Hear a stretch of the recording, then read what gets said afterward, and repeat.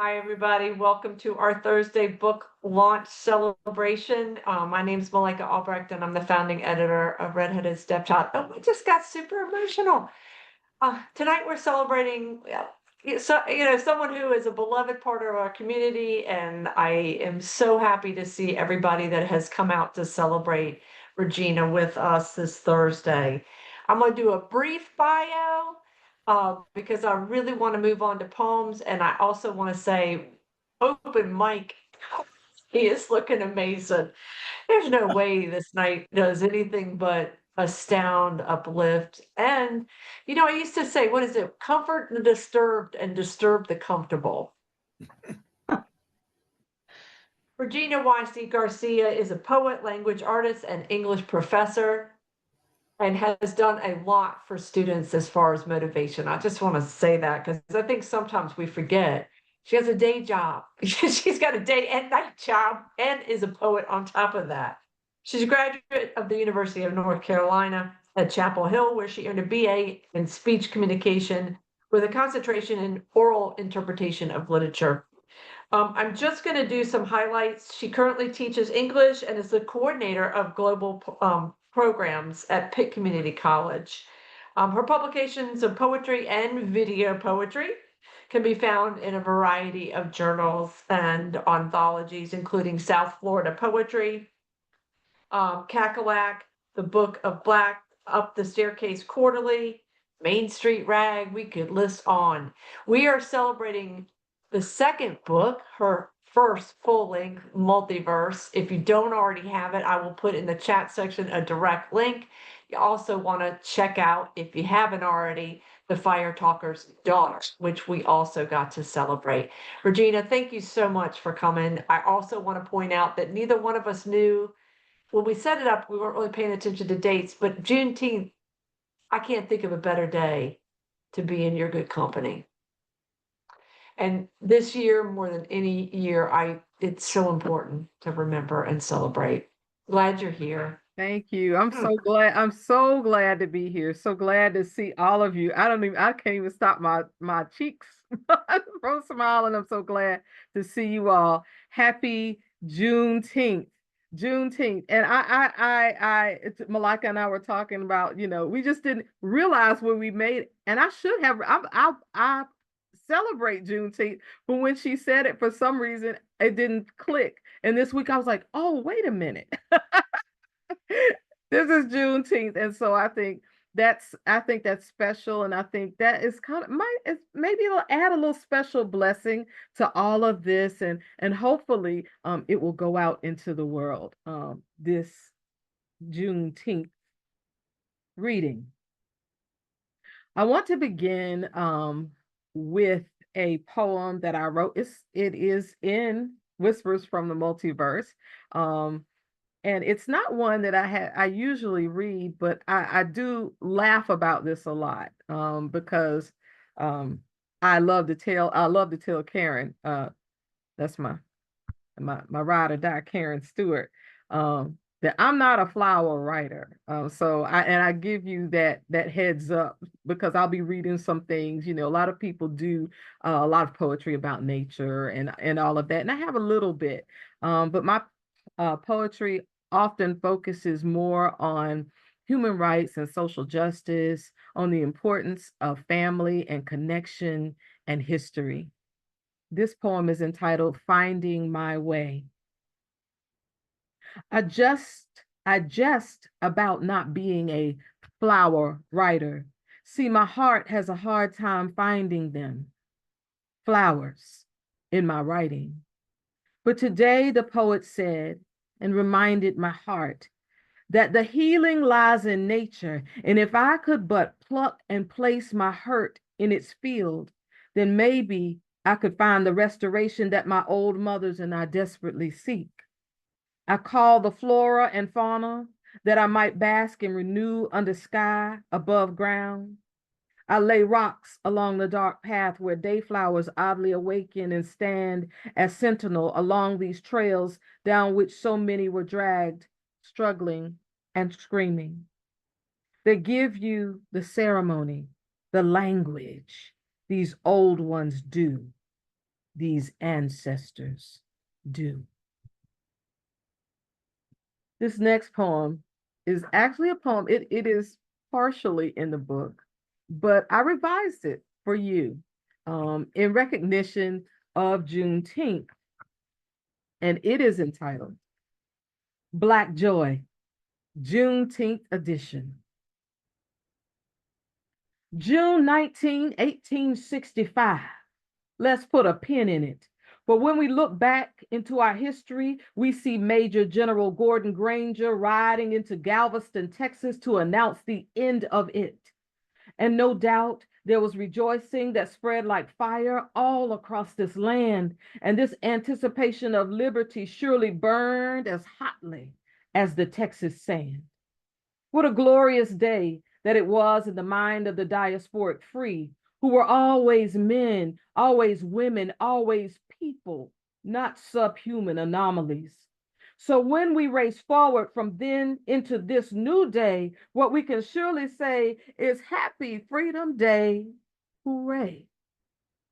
Well, in a way, because it would really be misleading to say that this notion of freedom has been proven and lays before the feet of all of us here. Indeed, much has been done, but there is much more to do to cross these chasms that plague the me and the you. For if there has ever been a time to ponder the meaning of Juneteenth, it is now. Therefore, I will reflect on this now freedom, mine and yours, in this nation as it guides me down a mentally arduous path that is marked by a continuous marginalization. See, in this start again, stop again cycle of liberty, I've struggled with my emotions and looked for a place to be in peace, in love, in joy, and what that joy looks like for my people and for me. And what I've discovered is that it looks like the personal construction of free. For even after Juneteenth, 1865, the fear of a Black planet birthed a crazy hate that has often impeded our liberty. However, it is Juneteenth, a day when, at least on paper, this late proclamation said my people could be like all men and women would be. And for the joy of the promise, I proclaim the truth of Black joy again and again. For you see, Black joy is what is birthed between bouts of Black pain. It is molded to sustain. It is compelled to keep moving through one degree of uncertainty to the next. It is the production of delicacies from disposable waste. It is the retention of the spirit that has been carried in ancestors from generation to generation, hidden and released in clearings, introduced through uttered prayers and praise, and it emerges in various forms, sometimes like tears, sometimes like immovability.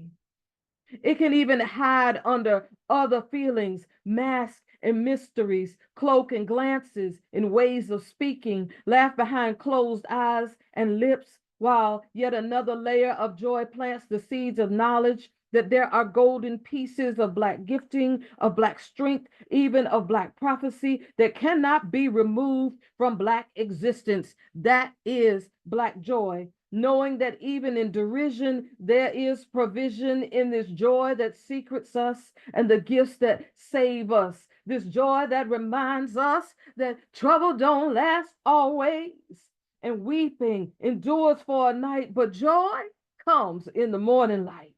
And at times, good times, Black joy requires Black bodies to throw back their heads and laugh loudly and move freely, play spades, the dozens, dance, love, create, create, create, create, share, care, save the whole world. The children know that there is love just there in Black joy. And for all who may be concerned, know this: while this joy is juxtaposed to pain, the glory is that it can emerge again and again. Black joy, shine, radiate, refine, create more and more. Great God, Black joy. You tell anyone else who wants to know. Just tell them to go on and know that there is more in store for this brilliant, unbelievably resilient Black joy. Much joy and love to you on this blessed Juneteenth. I'm going to, thank you. I'm going to move on and get into whispers and how whispers kind of evolved. As Malika said, my first book was The Firetalker's Daughter. It really was this homage of love to my mother. And it wasn't just about her, but it really was about how she, in so many ways that she probably, wouldn't even have recognized, how she shaped me, my thoughts, and allowed me to see what was really important. She helped me understand the importance of history, of knowing your history, of knowing your story, because there are people who will take your story and misrepresent you. So it was really, really important to me to kind of create this thing that honored her and what she did for me and what she did for so many other people. She marched in the movement. She was a fire talker. That's an energy healer. I can share that with you at some point. I don't know how to do it. It skipped me because it goes male to female, generation to generation. But so in this next book, you see a little bit of the continuation of that. My ancestors, their teachings, their sacrifice have meant so much to me, but also equally as much, what is important to me is being able to lean on what they did in order to get over. There's this song, How I Got Over. How did I make it over? Mahalia Jackson used to sing that during the civil rights movement. My mom walked in the civil rights movement. And so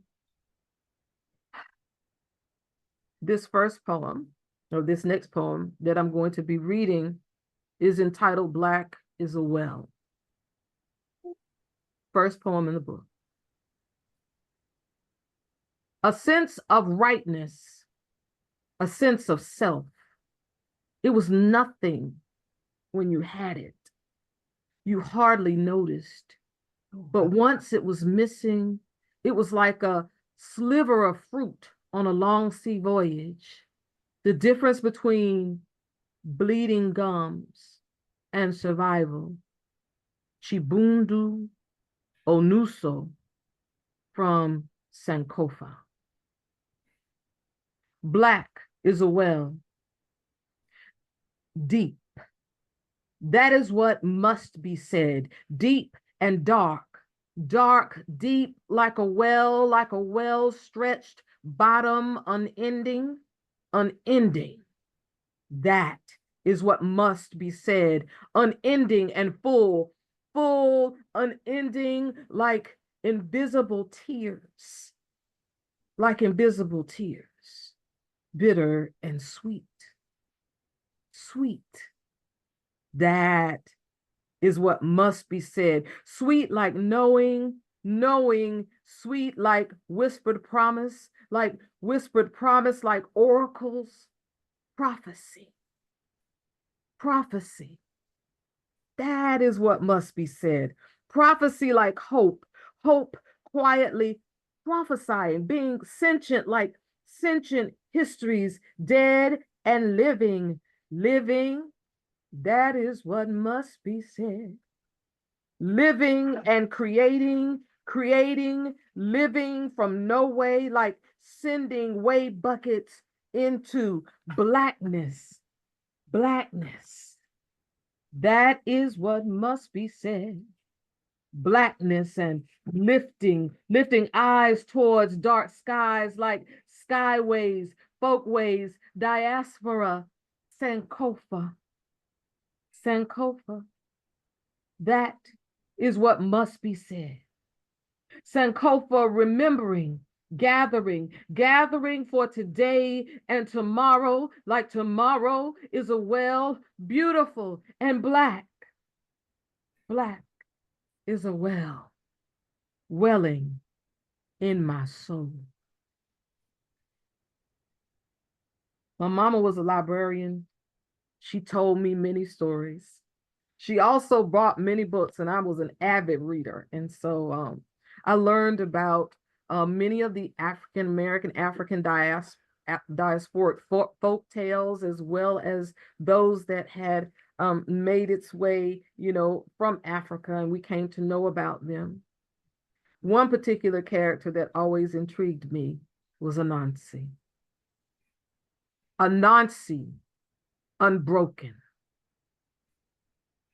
Anansi slid himself under shackles between wrought iron and ankles, for despite his play, he understood that this was no joke, and no counsel in darkness would indeed hearken the darkest end. Anansi. So he traveled with them, furling and unfurling hairy tendrils, reaching, weaving plans in the corner of minds, stitching lips closed, deftly plucking threads out, as time whispered to him, tell them when to speak and when not, when to bear, when to run, when to hide, when to fight, when to push pride into another space in their minds, how to live to see another day, how to say goodbye, how to spin webs of protection for those sold away, how to construct families of those from other nations bound to the brutality of the new lands, whether dry sand, whether barren soil, whether accursed clay, whether frozen block, whether wet, hot, hellish earth. Anansi, created, trickster, friend of fickle and folly, found his highest calling while whispering words of survival, oftentimes feet up, oftentimes heads down, smiles covered, yet they smile, laughter concealed, yet they laugh, plan subversive, yet they plan, ghost immersive, yet they live. Anansi, master of shade and creator of shadings, seen curtains around clearings as the skin tethered to misery, communed with the God of all gods, differently named by diverse tongues. Yea, this great spirit fell like cooling water in raging fires upon them, raining shrouds of hope. My, how they danced. My, how they prayed in this broken, unknown land. Anansi, diasporic traveler of many names and forms, who still lives in mouths and subconscious memories of his people. For those who still cry out, for those who still seek, for those who want to know the stories.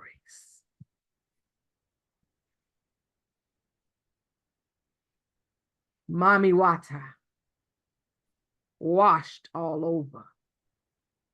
Mami Wata stirred the seas and pulled up from the murky bottoms truth and stolen memory.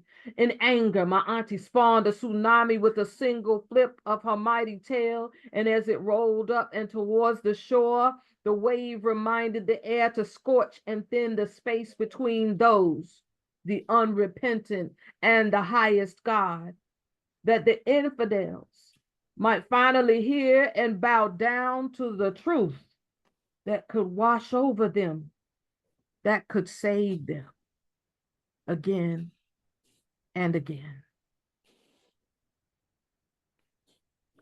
So I grew up in a Black Baptist church. I still attend a Black Baptist church. I am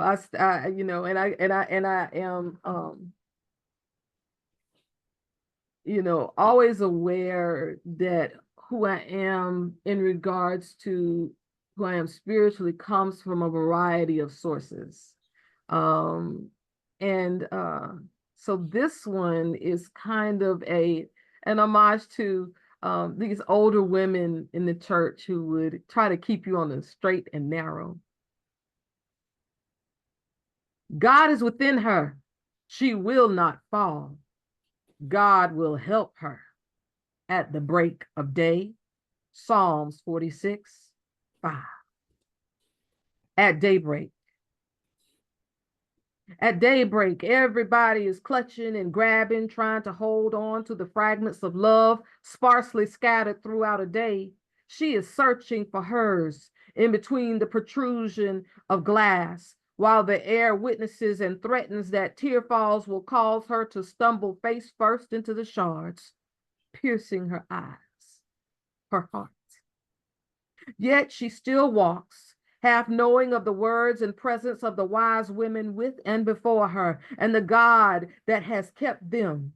They murmur and then remind from above and around, God is within her. She will not fall. It is again the break of day, and trouble is still troubling. Circles of sin putting on grins and enticing her to leave what she knows her mothers believed, that in her is a spirit known well to woe, and no ordinary man would have told her that his hands would be so hot and his heart so cold. This story is so old that it whirls in like a possessed harbinger, screeching within the fellowship of memories, breaking the peace. They say to her, don't count on your own mind. It has been tainted with an unreasonable hope. Tie yourself to sense. And more, they say. And then they sing and pray. And she, not afraid enough, walks her own way, while the mothers move unseen around and behind, holding their peace, breath having been long gone. One says to the others something about time. And one of the others says back, give it to her. God is within her. She will not fall. As they wait with an old woman's hope for the breaking of the next day.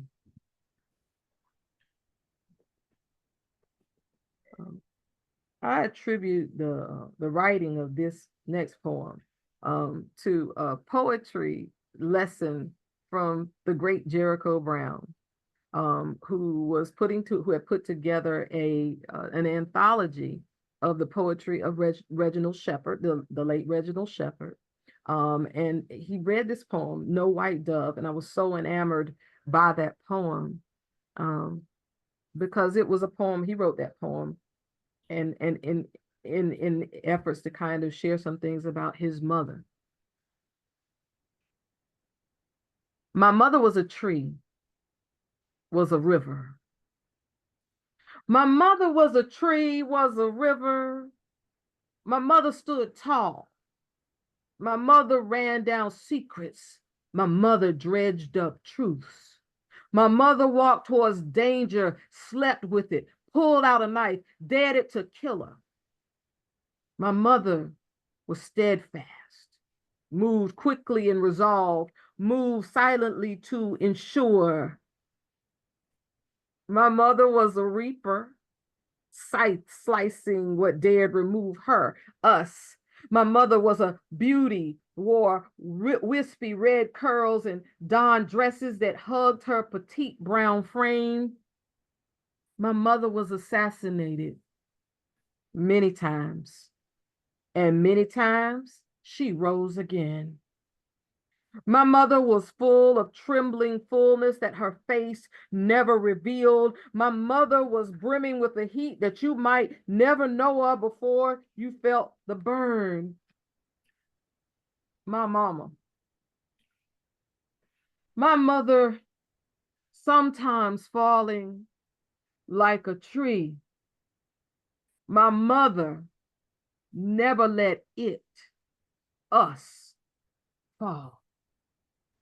My mother always rising, righteous. My mother lifting praise hands. My mother loving, living, dying.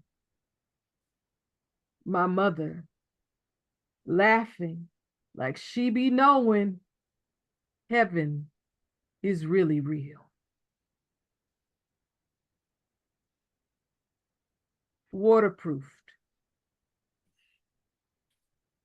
You sang, walk together chillin', don't you get weary.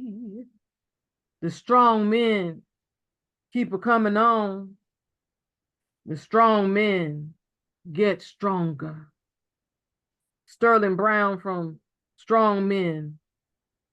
My mama was insistent. She wanted her children to swim. Something about her not learning how in her youth. Maybe the not learning had something to do with little access, little brown children not being allowed in pools, public or private, in the Jim Crow South where and when she grew up, or maybe it had something to do with having to accomplish what had to be done to carve out a life worth living for herself and her family, or maybe, just maybe, there was a fear etched into collective memory, a lingering fear that the water often took in, but did not always bear up live bodies. Those original memories having been collected upon the sorrowful witness of our enslaved ancestral kinsmen, trafficked on boats, so distraught by the horrors already begun and the others sure to come, that they leapt from the ships into the sea. Whatever the reason, she determined that we would be waterproofed, my sisters and I. She even took lessons herself in adulthood, although she claimed there was a critical period for learning how to do it well. So we swam summer after summer, even participating in the Parks and Rec swim team. And when we left the fold, married and had children, she insisted on paying for their lessons and would attend those lessons whenever she could. Mama declared that it was one of the most important skills to have. And while I wondered about the obsession, I never questioned it. I love the water.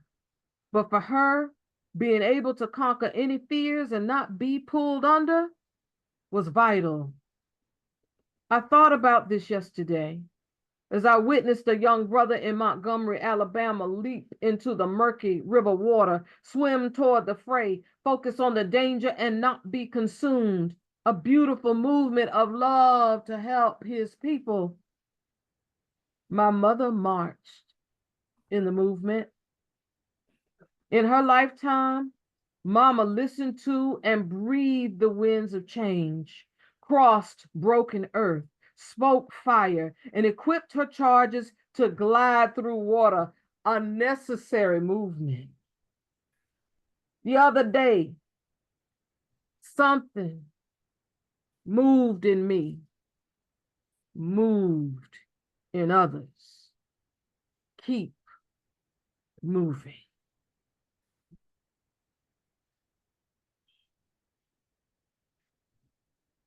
I want to shift over to some poetry that reflects some issues that are worrying. Some of these poems were written maybe a year or two or more ago, but have really come into their fullness as society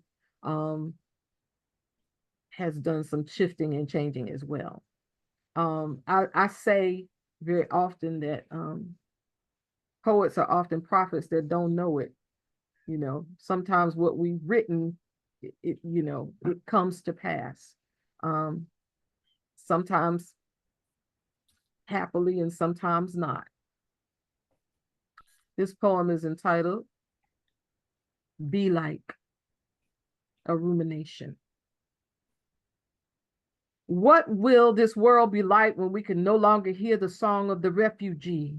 When all the doors are shut hard and babies with razored teeth stand beside the decaying bodies, alone and remembering, hungry and ever shifting these thoughts about the goodness of man, the purpose of piety, the futility of dreams, and what will this world be like when skin and tissue and bone become properties owned by fear and flesh who fight with fake affront, commandeering pulp, sanctioning love, enslaving rhymes?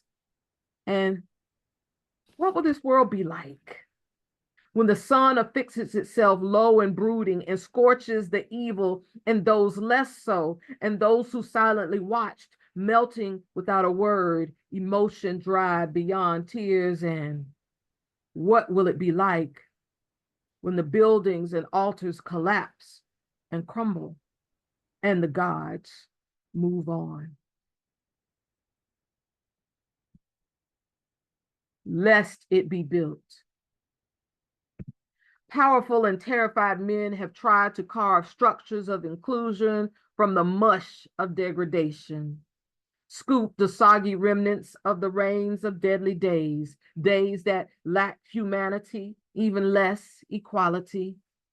Fragile facades litter this land, representing faux bastions of change, while racism, disparities, and brutalities pour through systems molded by hands that move quickly and creep slowly for their own desired ends, refusing to care that in the process of building, layering weakened bricks with the mortar of fear and privilege results in inevitable impermanence and massive destruction. We are now asked to meet on trembling platforms, to accept the contract, approve repairs, celebrate the patchwork on these tenements of horror as we have in days gone by, even now dying earlier and faster, imprisoned quicker and longer, murdered hands up, backs turned, cries and breath broken and obstructed, calling for our mothers, looking for our children. We are even asked to forget who we are, deny our roots of pain and gain, from where we have come, how we imagined and created what we could not access, how we climbed out and moved ahead. Now we are told to hand back our voices. Take the deal. The slumlords of liberty are depending on us. Do not shake their hands.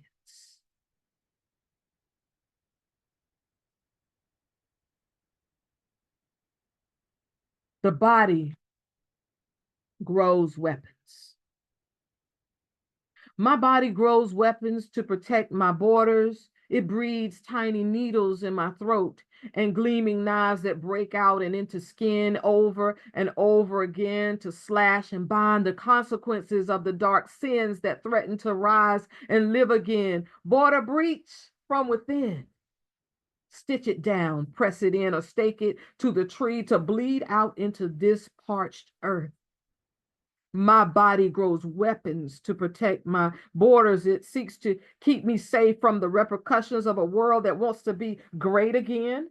So my tongue cocks and rapid fires to stop the shame again of a country that would not have me remember my history and removes my martyred names again. My body grows weapons to protect my borders, to stave off the hoarders that would strip all that I have, reach inside my brain and my throat, steal my heart, tear my family apart, deny my beauty deep and dark, steal my offerings, render my aspirations unholy, untrue. Not for you, no woman like you, no woman like you, no woman like you. My body grows weapons to protect my borders, for fear sounds like gun clicks aimed at the flesh temples of my beloved lying on corners, in beds, in clubs, just for looking, living, loving, desiring to be a part of the we who deserve protection. And I open my borders to those who need, who covet the concept of free to be. My body grows weapons to protect my borders and all who dwell within. I pull all who dwell within. I offer my unsilent mouth to suck the venom and neutralize the dangers of a bound and bloodied world.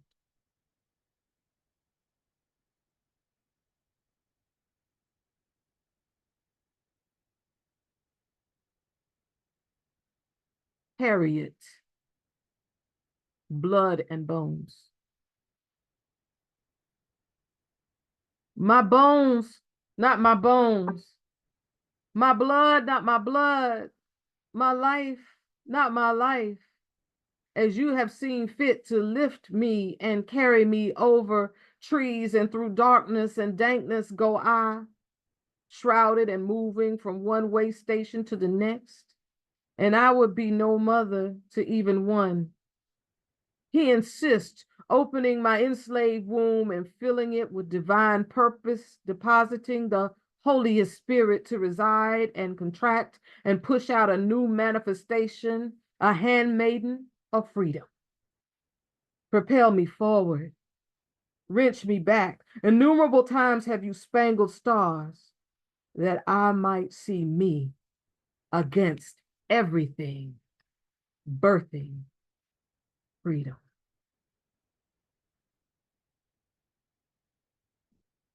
Okay, looking at the clock. I'll make this my last one. This last one is a celebration of who I am, where I come from. I'm proud to say I'm Afro-Carolina. I'm an Afro-Carolinian. And that term actually expands from North Carolina to, it goes to through South Carolina, and there are so many different ways or so many different subsets of that. And so this is a celebration of the naming of self, and it's entitled Afro-Carolina Black. There's more than one way. In case you haven't noticed, I am Black. Carolina Black, Afro-Carolina Black, Afro-North Kakalak Black, Eastern Afro-Carolina Black, born of the colonized, the enslaved, the freed, and every possibility between Black, born down through generations Black. I am collard green Black, collard green and cornbread Black, henpecked salad and dumplings Black, fat back, salted streak of fat Black, streakaline Black, not quite like those before me, nor some after who were, who are, chitterlings Black. That ain't me. See, there's more than one way to be Black. I am watch the monitors at Sunday in the Park Black. I am vinegar barbecue Black. I am 70s and 80s bust across town Black. I am go to college Black. I am know my history Black. I am know your history Black. I am Black enough to know that while I'm not all Black, that I'm enough Black to still be treated Black, whatever that means, Black, Afro-Carolina Black. I am tobacco warehouse school field trip Black. I am vacation Sunday school butter cookies, hot dogs on Friday Black. I am Easter recitation Black. I am teach your Black children how to perform that Easter recitation Black. I am teach your children how to sing Black. Like my mama, my auntie, my grandma Black. My children can sing Black, sing Black, sing Black. 3-whole note, sing Black. I am that song will save you Black. I am moved by Church Mother Joanna Tyson Black, reciting Dunbar from her wheelchair Black, caressing my Black soul Black. I am the witness Black of life, death, and beyond Black. I am Petey Pablo Groove Black, swinging shirts like helicopters Black. I am marched down Fifth Street in the Epps High Reunion Parade Black, with our maestro Johnny Wooten leading the way Black. I am my mama told me stories Black. I am my mama gave me hope Black. I am my mama taught me not to give a doggone Black. I am my mama soothed my soul Black. I am see my aunties, uncles, cousins all come back from the north Black, load up their cars with meal, sausage, and vegetables Black. I am my mama taught me how to care about it all Black. I am my mama taught me when to make that choice Black. I am a mama who had a mama who shared the stories too, but left enough for me to find Black. I know who my cousins are. I know who your cousins are. I am a go to the powwow Black. They took our land Black, the land they did not want to begin with Black. Now they value our land more than our souls and skins Black, want to stomp over the graves my people are buried in Black. I am waiting for justice to whirl in Black. I am Afro Carolina Creole Black, Afro Euro Indigenous Black, Black enough to be Black, Black enough to know why I'm not all Black, Black enough to count it in my making of what I love, of what I see, of all my pain, of all my joy. I am more Black. I am. I hear the drums Black, the ones that call me back Black. I hear the music Black. Maceo Parker, Billy Taylor, Nina Simone, Roberta Flack, and more and more and more Black. I am a daughter of the water, a daughter of the fields, a daughter of the voices that have taught me to dream beyond Black. I am beyond Black. I am beyond Black. I am beyond Black. I am Afro Carolina in all the ways that matter most. Thank you. My God. Oh, you got to see these comments. Some people were nailing exactly how it was feeling to be out here. And I think Shamala wrote, you could read until tomorrow. It's all, it would, it still wouldn't be too much. Oh my Tina, I'm goodness. just, holy cow. I Yeah. mean, most of those poems I knew, have heard, have read. Still, Thank you. thank you Thank you. for the care with which you inhabit this space with us and share your work. Thank Just holy crap. Yes. If people want to unmute, just jump in, jump in. I'm wordless at this moment. I need a moment. Oh my goodness, Regina. Oh my. You give so much, No. and you may not be you may not be a fire talker, but your voice is blessed and anointed, Oh, and it is going to carry through this time. thank you We so can all much. feel it. Yeah, you Thank were talking some fire tonight, Regina. Yeah. No doubt about that. So I went to my Juneteenth service at my church today, and it was phenomenal. It was phenomenal. And so maybe I'm carrying some Juneteenth fire. Definitely carrying that fire. I knew it was coming. Somebody, yeah, okay. Terrapin Books. Who wrote that? Oh, Cindy, you were Cindy, letting people know about anthology. Yep. yes. Yeah, I saw that. Yes. Yes. Somebody else, Michael, I like what you said. There was something you said. I hope I can find your comment because there was something, yeah, conjuring the cosmic in the Black tradition and the joy of the dance, ageless and timeless, a great song of collective consciousness and individuality in that song. No, Yeah, boy, I just amazing. Does anybody have any questions? I think I just am It's look, very powerful, and yeah. it's your voice. It's unique to you, but you speak for a whole people, and without like making it your, not exclusively yours. You're right. speaking on behalf of, Oh, and yeah. that's really I, wonderful. yeah, I think, just in response to that, I am who I am, but I am the combination of a lot of other, of all of these influences that that I've had some of these similar experiences.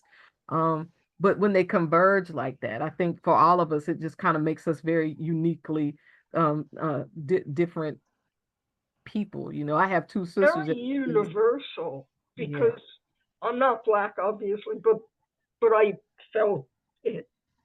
Like no matter what culture you come from, you have these shared values and memories. Even if I didn't grow up in a Baptist church, I grew up Right. in a yeshiva. I mean, Right. I felt it so strongly in your and the mother poems. I had a very strong mom, so no matter what color. I mean, you know, Right. Mama is mama. Right. That's right. So, and the way you express yourself is just, you know, you get caught up in it. It's glorious. It's Oh, crafted, and the language is powerful, and just you're an amazing poet. It's so funny that I saw your name in the anthology. That's so funny. right. I will say, you know, that universal, Lord, I can't remember what those universal, there's this universality, you know, like everybody might not do the same, like, you know, like people may rear their children differently, but they rear their children. I mean, like there are these things that we all do, and they're kind of flavored by some other things, but at the end of the day, we're all doing these things that we have to do in order to keep going, you know. So I think that's the plug-in, you know, and I think people are surprised sometimes when they're like, well, I'm not like her, but we did this, you know. Yeah, because you know we're people. Humaning, the That's humaning. why one of the first poets I ran into in an anthology was Langston Hughes, and his poetry, just to this day, this is like 30 years later, you know, just every word, every line, you know, and that's what you remind me. You're like the female. No, Oh, wait a minute. Not the female Langston Hughes. Your willingness to be so raw, your willingness to be so raw and so genuine and dare to be this honest with us is, I think, a way that makes it so universal. It connects us, it ignites the room, it draws us in and makes it universal. And I just feel that you're so uplifting. Oh, And I really appreciate you so much. Your work is so evocative, but you know, it's one thing to be able to write well, but also to be able to deliver it the way you do. Mhm. That's an added talent, and you're just, you have it all. And I just cannot thank you enough for the gift that you gave us tonight, Regina. thank Really you. appreciate you. Thank you. I want Thank to come you. back to something Sandra wrote, because that's kind of what you're talking about, Sandra, but you said it so you said there's a fierceness and such a vulnerability, and that powerful combination is inspiring. And I just wanted to come back because you phrased it like that, and I thought, yeah, that's really it. It also reminds me of the first time I met you in person was at Joy Harjo's reading. Mm. And Key said there were so many people on that stage, and I looked over and I said, there was only Joy. She said, oh no, there wasn't. There was a whole room full of ancestors. And that's how I felt today Right. with your reading. That's interesting that you said one of the poems in the book was written it was in response to that reading by Joy Hart. I mean, you know, that it was just That it was day. so moving. Yeah. Yeah, that it just kind of birthed a poem. And that's what I really love about you all, just the poetry community, because I think like being here together, like, you know, there's this inspiration that I get whenever I'm in the presence of people, of poets who are because poets are willing to lay it out there, and I'm like, if they can do that, why am I afraid to like put it out there, or I Agreed. can write about this experience, you know. So yeah, not, I don't know. The I'm synergy of company, the synergy of each other. I Right. agree. Right. You know, Yeah. I want to That's say happy Juneteenth to you. Oh, thank you. And thank you for making this such a beautiful moment. Oh, I mean, thank to you. be able for me to step back into the room on this particular day, hearing you read the individuality of each of our experiences really does highlight the messages that we individually carry into a collective. One of the poems that you were reading, that you wrote yourself right out of your color. And it was such an inclusion of that because each of our experiences really does matter. It matters to how we move, to how we create language and words to express ourselves. Many times when you were reading, all I could do was cry. I couldn't even develop language or words because it was so moving. Oh, And moving in my experience of being a woman who's brown, who has faced a lot of what you spoke about, what you're reading about, it was so touching that, thank you. thank you. Thank you for saying that. That's about to make me cry. Well, to take away from the crying part, Mhm. I will praise your technical skills, Regina, because it isn't easy to communicate that much history and, without being didactic, without belaboring anything, and yet giving it the weight it should have and celebrating life at the same time. They It's not a mourning, it's a celebrating and a rejoicing, and just perfect. Thank you. Thank you. Thank you. So I feel like we are ready for open mic, Yeah. but if we can just say again, Regina, thank you. lit it up, burned it down and rebuilt it and burned it again and rebuilt it. It's just, okay. We've got a lovely list of people for open mic, and I'm just gonna start Pua Ali'i. You're up. So this is a poem actually I just wrote on the 2nd of this month. It's called Is There? Is there? Who says? What is beckoning creation? How does this touch an ancestral heartbeat? What does 100 million years mean when you find a fossilized shark's tooth or a petrified log? How about the movement of magma into the ocean, the riffles of hot molten lava frozen in time, yet I explore the folds of color steamed as the earth's crust looking for life. She beckons me to magnify her eccentricities and know her foggy hot breath in the morning dew. When the sunlight lifts our eyes to see even more than we do when we are asleep. She asks me, what is my name? I whisper to her that I have no name. She looks surprised that I would not divulge what she already knows. Why, my child, does silence cradle your knowledge? I shrug my shoulders. A tear lifts over the rim of her ducts, the eyes that have seen worlds, ones we have shared. She really does know all about me. She ponders what I may have faced in the human realm that would cause such a betrayal of our world. The ones where peace prevails, heartache mellows over a long drag of oxygen. Why my voice feels parched even though my heart is wide open. It withers and rises like a fall leaf dropping from a maple. Just yesterday, I doused her sap onto my pancakes, the butter making a swaying river of pollen in the spring. I sing my name out loud.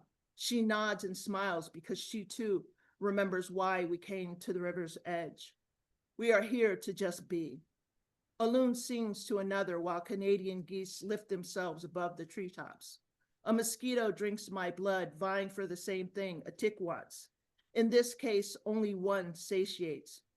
Anyway, I pick up the pace as the day shimmers across the water that night is falling. She sings to me while I make haste for the headlamp in my backpack and the meatloaf sandwich I have for dinner. A pocket rocket stove boils the water for hot chocolate. I'm reminded that I too am gripped by an ecstatic, billowy force of life, naturally nurtured, full of wonder. How beautiful. Make sure you check the chat section. Cindy, I have you next. Okay. While we're on the subject of heritage, I wrote a sort of silly one. And my disclaimer is that everyone thinks that when I sent it around to my poetry group, they thought it was a found poem because of the title, but it's not. I wrote it from beginning to end. It's very short. Sign seen at protest rally during Trump's self-aggrandizing and ridiculous military birthday parade. But I didn't really see this sign. I made it up. No kings. No kings. Absolutely no kings. However, Jewish American princesses are more than welcome and highly encouraged. And here's my Jewish star to prove it. That's so good in the title. Holy cow, love it. Nick, I have you next. Make sure you unmute, Nick.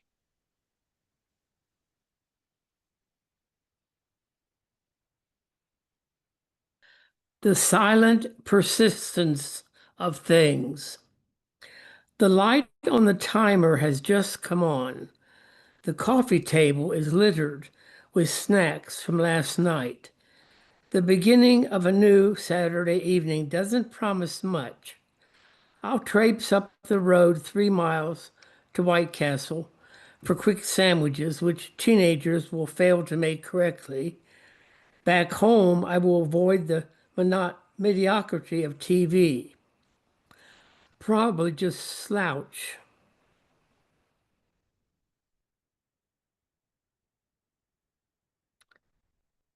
In my chair and study the furniture. It's amazing how inert everything is until someone steps in and defies the lifeless, unmoving existence of every single thing in the house. I always think about when I lay paper on a desk, that the paper will stay there until I or someone else moves it. It's not that I expect gremlins to appear and start animating objects, but the subject of death is unavoidable in this context.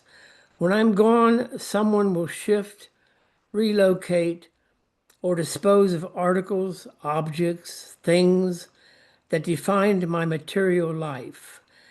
This isn't the first evening I've spent thinking about the myriad facets of death.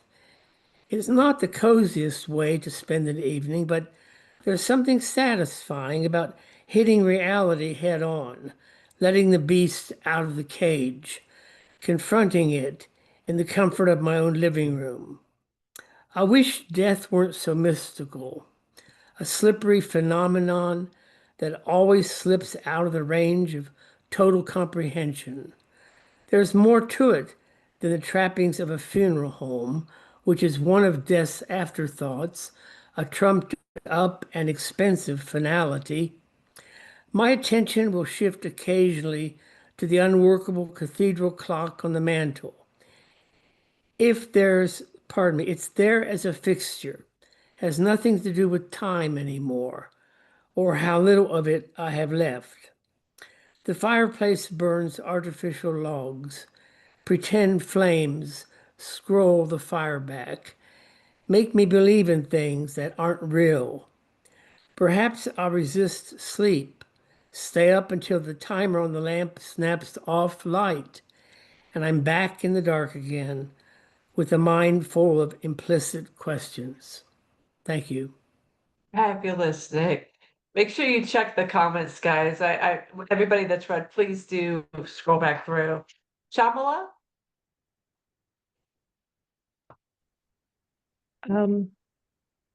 So the harsh bits of life never go away, but on the other hand, as Regina said, my mother was assassinated many times, and many times she rose again. So this is called Morning After Cancer. I smell of sea salt and scrambled egg. Early morning walk by a wild ocean, all mine.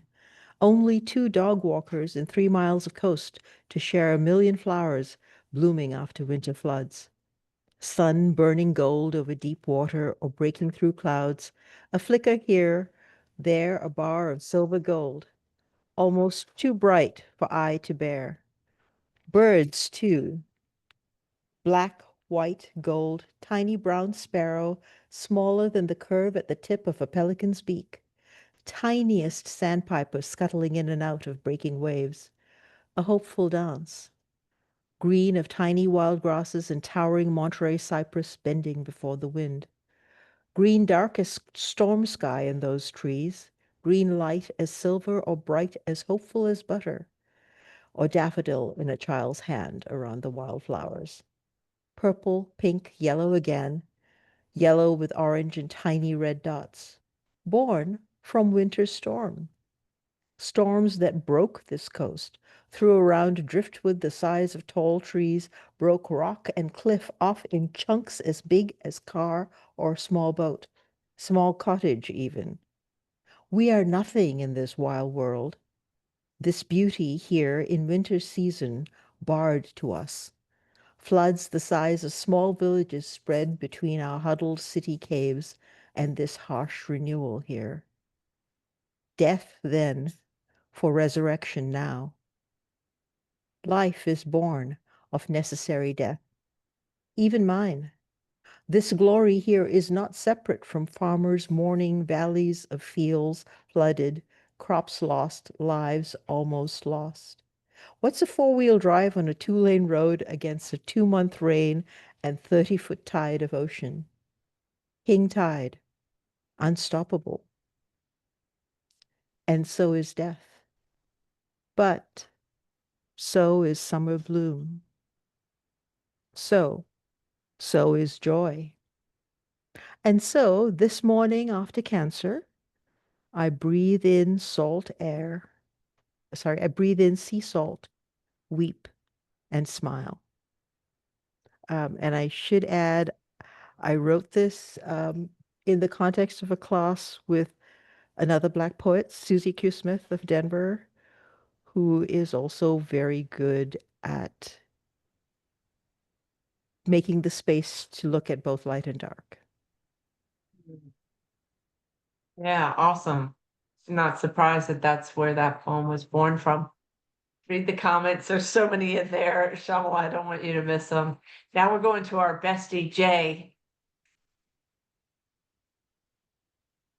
Okay, there we go. Can you hear me? Yep, you're good. Okay.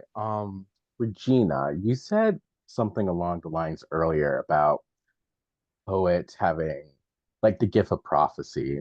And that really struck a chord with me because I feel like I have the gift of prophecy, except no one listens to me. I hear No one you. listens. I give my friends advice, they don't listen to me. And this poem is about when your friend likes someone and you can't prove it, but you know that person's scummy. She's perfection, dressed and twirling in emerald, and those with good sense have their eyes on her.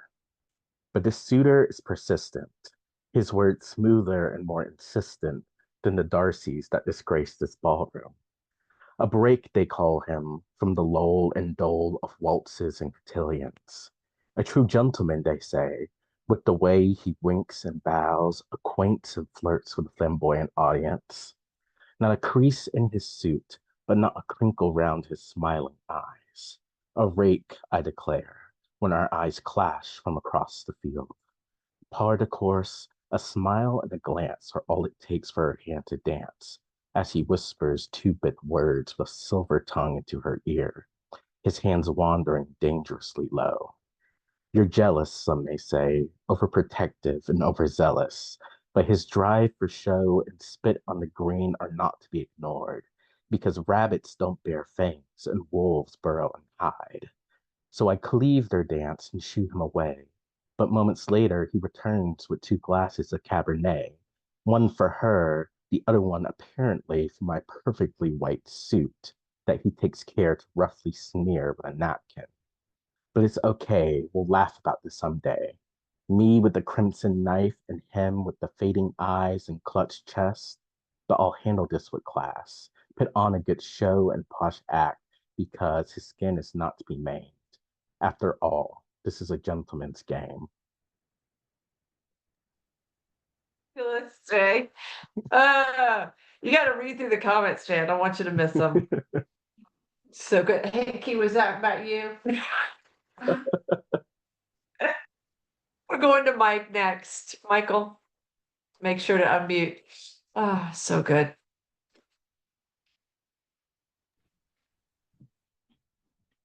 You know, my reflection on Regina's work is that when you can sing the songs of your people, you have the advantage of being able to be a public poet and private conscience at the same time. And not many of us can pull that off. So I thought that was quite wonderful. This is just a little poem. It's originally from a book I called Summoning the Outlaws, which Bill Patrick egged me on to write about Texas, and it grew into other things. And this is called Ghost Dance 1890. We wanted them to live in square boxes, while everything they loved was round like the world. Most found farming a farce. They got Jesus, but not the white people who brought him. They decided to dance them away, the square-footeds.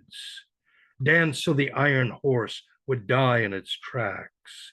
Dance the return of the timeless grasses and their hooved brothers and sisters. Dance the return of rivers to their true names, and earth free again of hoarders and marauders. And then they were slaughtered in a circle of bluecoats for dancing.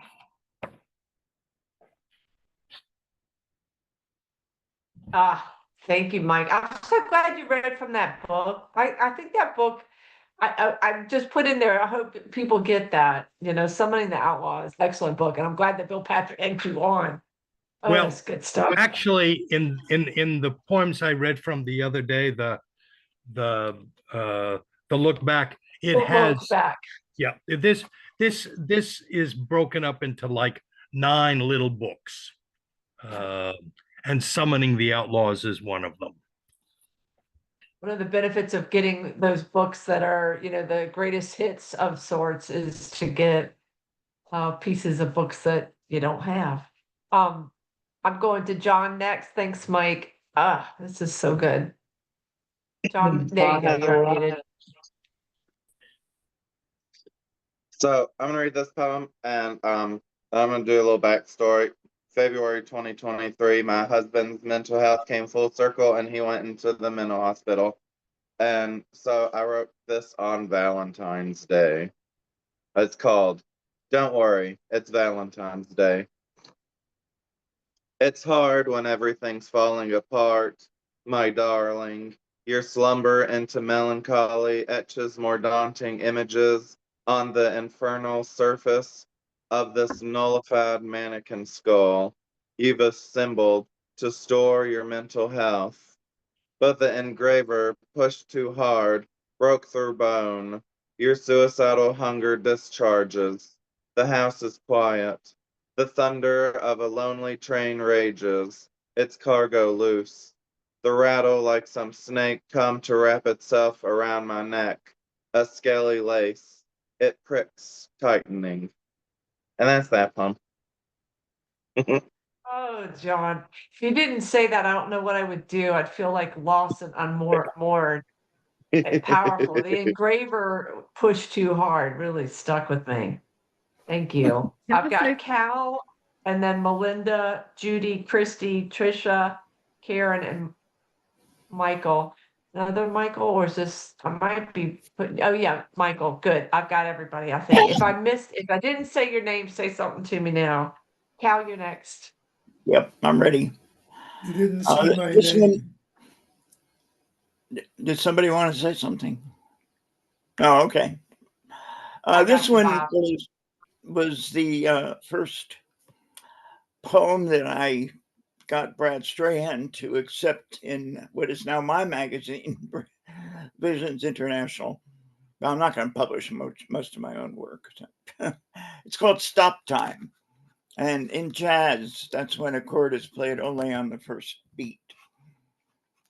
To freeze time, a sculpture in a courtyard, a flower pressed in a book, a butterfly flattened behind glass. Why can't we see things without stopping them? Like particles we can't throw light on without changing by a mere photon's reflection. Or do we make them physical when we stop addressing them as points in a flow, missing certain coordinates, defolded in dimensions? We press things flat to understand. The smallest bits allowed in our philosophy or science. We call them probabilities, not even a thing we can hold. Words of ink on a page, old photos. Eternal is a dead end.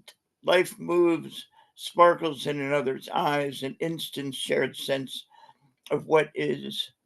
Wind on a leaf, rain on hot tar, touch of a hand, and then let go. Thank you. Thank you, Cal. Again, reminder, check chat section. Bob, I don't know how I missed your name because you're up next. Okay, well, that's why. Okay, I'm going to read something from my book that was published last year called Washing the Wings of the Angels. Information. They did not know yet if the man in pajamas would be the killer or the killed. The train schedule said the next stop would be Wolf's Head and not Sheep's Dip, as announced. The weapon used had to be something unexpected like a corkscrew or a noun. When the woman spoke, all the adjectives gathered around her to listen. She was subject to the usual rules of usage, but somehow she twisted them to her own advantage. Fabulous. Bob, can you reach out to me so we can set a date to celebrate this book? Can you show us the cover and maybe Yeah, I put a can show link? you the cover right now if you want. Yes, and then put a link in for people to buy it, maybe, Bob? Don't forget, guys, that that's one of the things that we do as a community is make sure that people have access to your work and a chance to celebrate with you. You never Okay, know. I just missed what you were saying because I was looking for the book. Yeah, I was just saying, Bob, make sure you put a link in to where people can buy it. And then will Okay. you reach out to me for celebrating this book Sure, one Thursday? I will. Thank you. That's nice. Thank you. That'd And be this is what the great. book looks like with one of my collages on the cover. Yeah, I was gonna say, is that your artwork? Yeah. Amazing. Karen said, Bob, I couldn't write a quote from your poem because I was so busy saying, wow. All right, I have Melinda next. Oh, thanks. Regina, this has been a great evening with your poetry again. And I've been writing these Nadia poems, which are from the Ukraine collection. And in Ukraine, Nadia means hope. And then I thought, well, I should just call these Regina poems. So this is called Nadia Becomes a Kestrel. And it's after all the Nadia poems are based on artwork. And this is on mosaics that were done in the 1960s by Alla Horska. And it was damaged in 2022. Nadia Becomes a Kestrel. In Mariupol, a stone kestrel once soared, its tail feathers shaped as arrows guiding itself across a lattice work of blue and gray stones.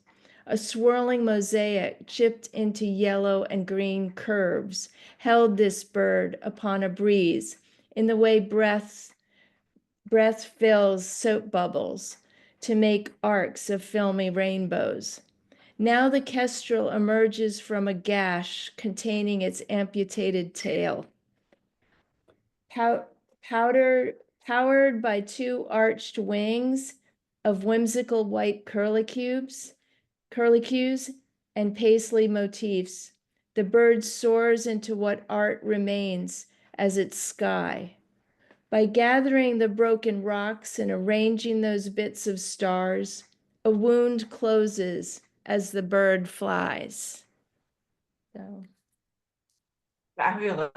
that's so Regina, right? The bird flies.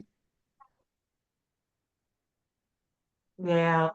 Check the chat section. I've got Judy next. Yay. Make sure you, unmute.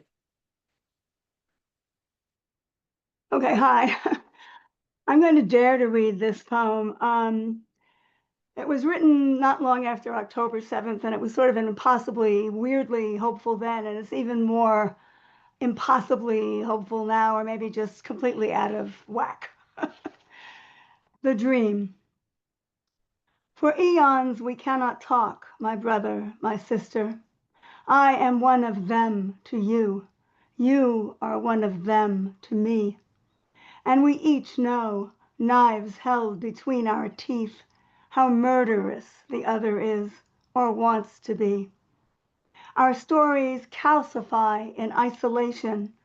Yours a holy shrine visited only by your people. Mine a holy shrine visited only by mine. But then, as ages pass like clouds in time-lapse video, something you say, my sister, my brother, pierces my armor. A small, surprising chink has already appeared in yours, like the sun startling at dawn on the summer solstice, behind the heel stone at Stonehenge. For many generations more, we live with the inconvenience of incomplete defenses. And now comes the point when the dream wants desperately to pull the rabbit of hope out of the black hat of horror. But the dreamers say to the dream, there is no magic, or how arrogant, you cannot possibly know my lived experience. Still, the dream keeps beginning, dreaming itself, fantasizing. One night, when I am dreaming, one of my people names her firstborn son with two names, one in my language, one in yours. One night, when you are dreaming, one of your people names his firstborn daughter with two names, one in his language, one in mine. Let us imagine Ezra Bassam. Let us imagine Hanan Ahava. Each child born with an imaginary sibling, a brother or sister bound to him or her, with whom each freely walks on the land they love, practicing.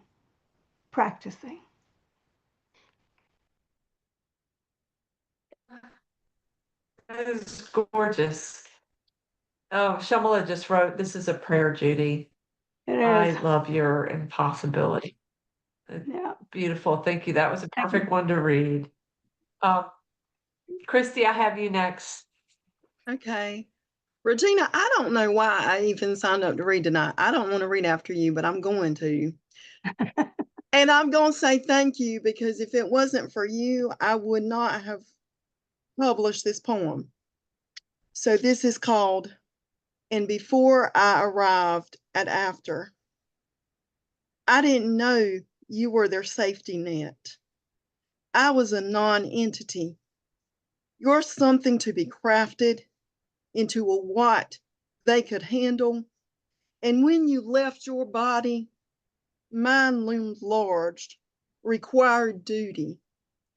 Denial whispered in darkness, assumed I couldn't hear.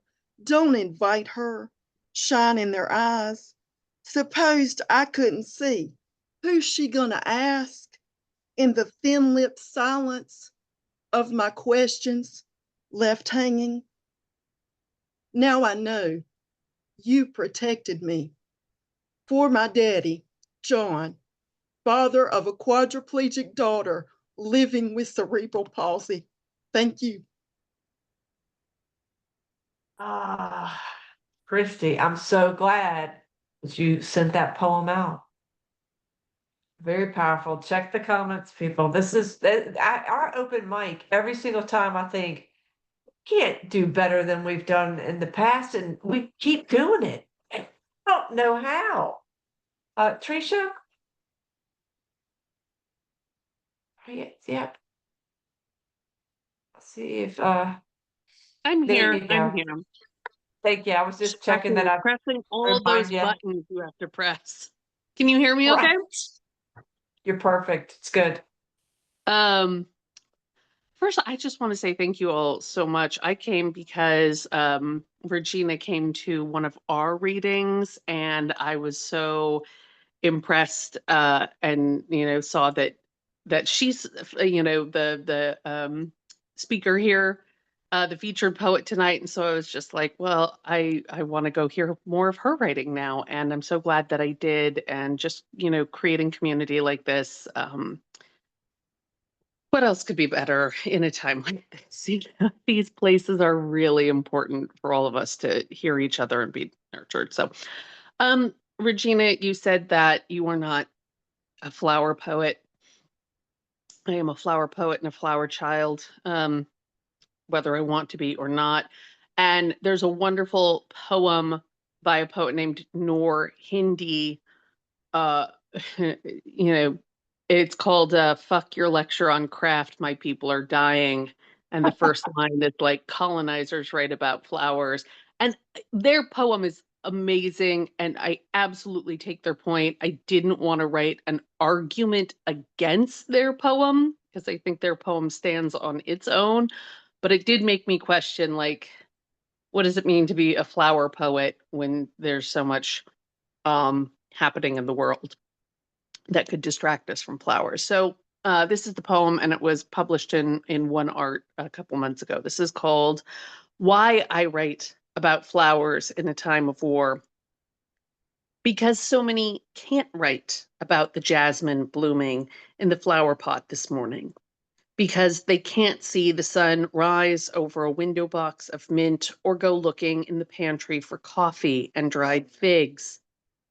The blood is still wet on bowling shoes, on camouflage book bags, and patches of dried earth under the olive trees. There are people who will never know the peace of a red bud breaking open, or the helplessness of roses drying in their neighbor's yard. But if a flower fights for anything, it's only for the right to live in a forest or in a field where it will feed dragonflies and pollinate more of itself. Tiger lily spreading its yellow self. Swallowtail landing on a patch of purple lantana. Because nature is not a distraction, but an instruction. Rivers feed oceans. Dying logs feed grubs who recreate the soil. The soft liver of any dying animal responds to its collapse by giving back whatever it had. The only response to violence is to throw your body as deep as you can into the darkness until something takes hold of you and uses your dying sorrow to bloom. That was beautiful. And I like your response. And read the comments. I don't want you to miss them. Karen and then Michael. Me. Okay. Oh, thank you for your flower poetry, Tricia. I am definitely a flower poet. And apparently I like to write some really weirdo collage poems. So I wanted to read some fresh ink tonight, but my fresh ink didn't feel so fresh. So I was like, well, let me just see what I was doing this time of year a couple years ago. So this is a poem I wrote on this day in 2023. And at the time I thought, well, this is a fun little collage poem. I just pulled words out of titles from Rattle's 2023 Summer Journal. And then when I read it tonight, I was like, oh, this is strangely resonating with me tonight about where we are now. Anyway, this is From My Soapbox. This, an irregular ode to rattled titles. Slow gods are tuning up their midnight orchestra. Why can't a dash just be a dash, a quick slash of my pen to attach word with word or go through word to indicate disregard? Why do we need to distinguish an M dash from whatever the hell that other dash is? Welcome to mammal paradise. Here, the towering text of you, whose birth name could have an alternate ending outside of any tri-city thinking, will embrace the random written Espanol of queridas tías, while auto-translating these spoken words to dear ANTS, ants, without batting an eye at my wondering why you would hold the picnic crashing insects as dear. I am watering trees, though I have seen poems as lovely as these, metered, rhyming, free of verse, or not, thinking of birds for 16 seconds of 17 syllables, haiku, senryu. This is a hit-and-run English class lesson. So much is lost in translation. Discussing signs and symbols and et cetera, verses, and so on. Instead of begging up a drag queen for opinions on the issues of Rattle summer of 2023 that sent me into this state of entitlement versus entitlement, resulting in my pilfering many of these words from the titles of its poems, I'd rather report from a distance, standing on my soapbox ode in free association, as I taste another summer of love coming on, where I will neglect that poem about not getting a dog and throw crumbs to our tribe, whatever that looks like. And as I'm speaking to birds, wondering what it's like to live and report from a distance, when you say, I'm from sugar, just toss me a farthing as your 2 cents worth and be done with it all, period. Now, there's some proper punctuation. Finally, we exist inside an offset sometimes. I don't know. I love you so much. That was fun. And I love how you weave in and out of like seriousness and then the playfulness with the love of language. God, that cycle. All right, thank you very much. I bring you greetings from Washington, D.C. Although I'm a native of North Carolina, High Point, North Carolina. Regina, you're incredibly talented. Thank you. Incredibly talented, and I am so proud of you. And congratulations on all of your poetic success. Thank you. Thank you. Today is Juneteenth, the day the slaves found out 2 years later that they were free. Slavery is something that I'll never understand. I didn't understand it at the age of 10, 20, 30, 40, 50, 60. Now I'm in my 60s, early 60s. So this is my take on slavery. And the title of the poem is, Before You Shackle Me, the Market is Closed. Yes, my own people sold me into slavery. I make no excuses for their betrayal, but I don't care what was being sold at the market. Nobody made you buy me. Nobody made you sail across the 7 seas. Nobody made you examine my manhood like a buck, testing my strength for breeding like choosing fruit at a market. You saw perfection in flesh. No bruises, no damage, just profit potential. Nobody made you count my teeth like a horse at auction, prod my muscles like meat at market, pick over black bodies like bruised fruit, some too ripe, some too green, some too damaged to buy. Yes, my own people sold me into slavery. I make no excuses for their betrayal. But nobody made you measure my back for the weight it could bear, inspect my thighs for the miles they could walk, check my arms for the cotton they could pick. Nobody made you assess my body For the sons it could sire, calculate the worth of unborn bucks to work the fields, count future profits in flesh not yet ripe, plan generations of wealth from me and my family. The Maori of New Zealand kept their mountains. The Aboriginal Australians, their sacred grounds. Only those with obsidian skin like mine were torn from earth and ancestry, scattered like seas in foreign soil. You ask me in your modern day questions to name a slave in an attempt to prove that it was so long ago, that it's time to move on, as if you didn't erase their names, as if you didn't break the branches of our family tree, as if you didn't burn the maps that led us home. Yes, my own people sold me into slavery. I make no excuses for their betrayal. You stand on the ashes of our records, count profits from broken bloodlines, guard the gates to our own history while the Atlantic holds the names you drowned. You dare to ask about my ancestors after stripping away their names, after breaking their tongues, after scattering their bones across the oceans, after burning every bridge that led back home. Yes, my own people sold me into slavery. I make no excuses for their betrayal, yet nobody made you bring me to an unknown world and plunge me into the deepest darkness where roots are severed from their soil, where my children's children will be born in chains and stay shackled forever, where my blood forgets its source, where freedom never rings. The proverbial grocery store is now closed. All items locked up till sunrise. No more black bodies to pick over, put back too damaged to buy. The price was generations lost, language forgotten, stories scattered like ashes. Yes, my own people sold me into slavery. I make no excuses for their betrayal. Still, I was not here waiting on you.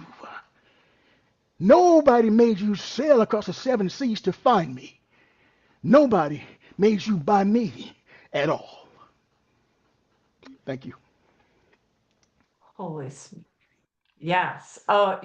Michael, I want to give you a minute to read through the chat section because I don't want you to miss the responses that were happening. The refrain was so powerful. Who wrote that? I'm speechless. You have taken my breath away. So powerful. Well, I appreciate that. Yep. Again, we it's an important say, day. holy hell. Hey, North Carolina. Yes. Right. And Afro Carolina. And I'm so glad that we have spent our time together. Thank y'all for being here. Thank you, Regina, for powerful reading, and everybody who read for our open mic, everybody that was listening like I was. It's good to be in your good company. And Michael's right. We are all so proud of you, Regina. So proud. Oh, thank you. Thank Yes. you. You, so many of you have led to the making of me. Making me move out and do some stuff. So I appreciate you all, and I just love you all, and I just thank Michael. Lord have mercy. We're gonna talk. We're gonna talk. I want you virtually visited from DC. I want to do a show with you. Okay, I'm ready. I'm ready. All right. All right. I'm serious. I'm serious. Right. Thank y'all. Very Be nice. well. Thank Be you. safe. Love you. Y'all be safe. Love you.